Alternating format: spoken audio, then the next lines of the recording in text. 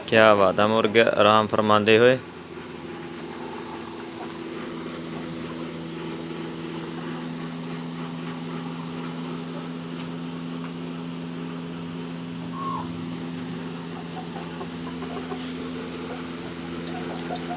ਅੰਦਰੇ ਪਾਣੀ ਪੀਂਦੇ ਡਰਿੰਕਰ।